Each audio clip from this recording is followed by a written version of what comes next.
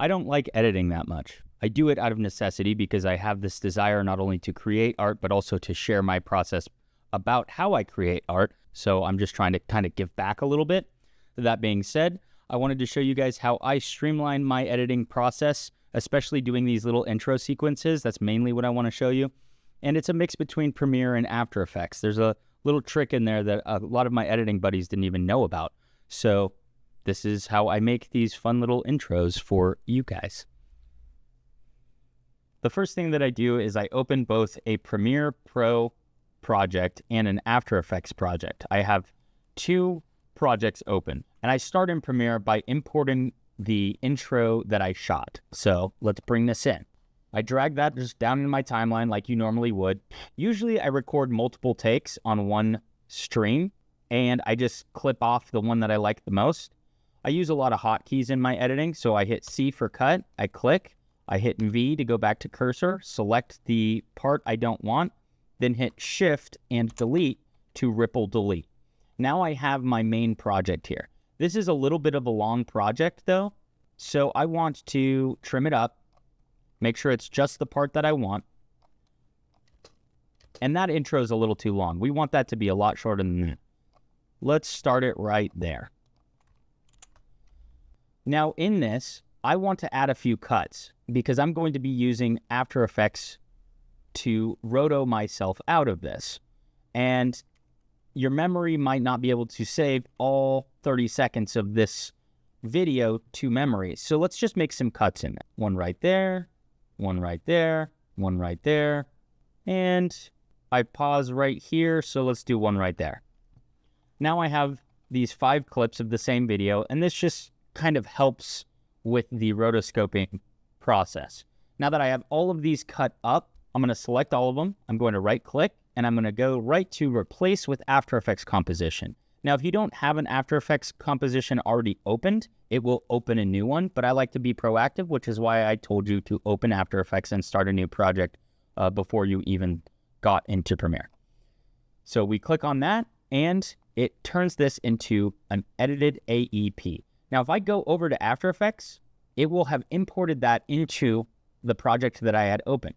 So I'm in After Effects now, and I have all of my clips in a bunch of little pieces. And this is probably the easiest part. What I'm going to do is I'm going to, because I'm not visible in the first part of this scene, I'm going to come over here, and I'm going to go right to the very last frame of this first clip. Make sure I'm only selecting that clip. I'm going to come up here to Roto brush, click on that, then double click that first video. And when I double click that, it's going to bring me into the Roto brush area. So anywhere that I click, I will be adding a green line, and that green line is going to be telling After Effects where to roto or where I am. And it's going to add this mask around me. Now, it's using machine learning to understand what exactly it thinks I want to mask out, and it's not always right. So the way that we can hone this in is it obviously isn't selecting my necklace, so just paint over the necklace. I want it to catch the paintbrush. I want it to catch that part of me as well. I don't want it to catch this, so I can press and hold Alt or Option on my keyboard and then paint red and say I don't want that. Now we can hit spacebar or play, and it will start to pre-render all of the different frames of this animation and make sure that it's cutting me out. You can see the progress down here. I don't like editing that much. I do it out of necessity because I have this desire not only to create art, but also to share my process. I don't see any reason to change that selection, so I'm going to come down here to this button and hit freeze. Hitting freeze is applying your rotoscoping to your actual footage. And when it's done, come back to your main composition, and you should be cut out.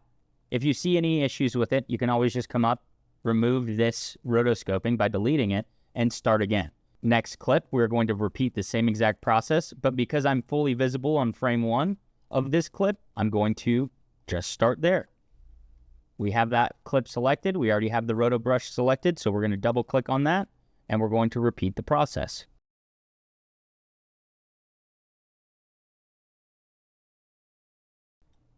All right, clip 2 is now complete. we move on to clip 3.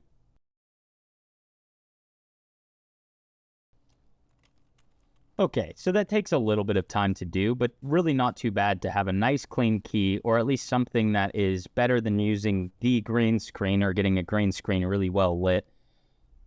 So now we can move forward with adding in a background. Now, I also am a Blender artist, so I have a pre-rendered background that loops that I use for my backgrounds. But if you have an image or you want to make your own background or you want to download a background, feel free to do that as well. I'm going to go to Project. I'm going to right click, Import, File. I got my comped background right here. I import that. It's just the video. Bring it right down below everything. Control D to duplicate it, and then just drag it over. Now I might be able to do one more step here, which is adjusting the lighting. So what I'm going to do is I'm going to go right click, New, Adjustment Layer, and we're going to move this right up above everything. Now the difference is I want this to only affect all of these clips. So I'm going to select these clips, right click, hit pre-compose and say myself, if I can spell. Now that that is a pre-comp, what I can do is I can come to the adjustment layer and set the track matte to myself and turn myself back on.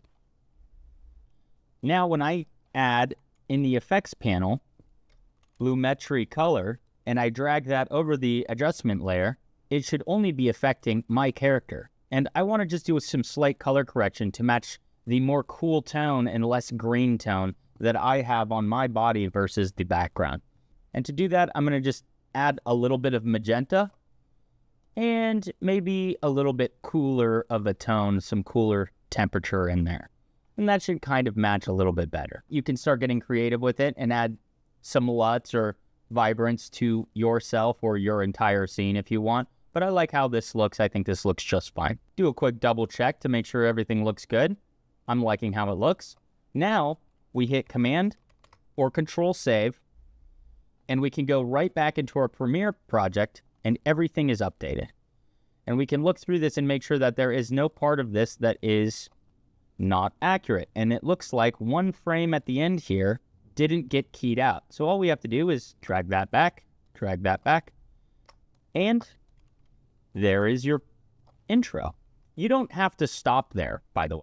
You can, in After Effects, start adding in different things in the background if you want. But I just wanted to make a quick video on how I edit my intros in a simple way with decent results. Is it perfect? No. You can definitely see the green screen, and you will see, even with the edge keying, this is not a perfect solution.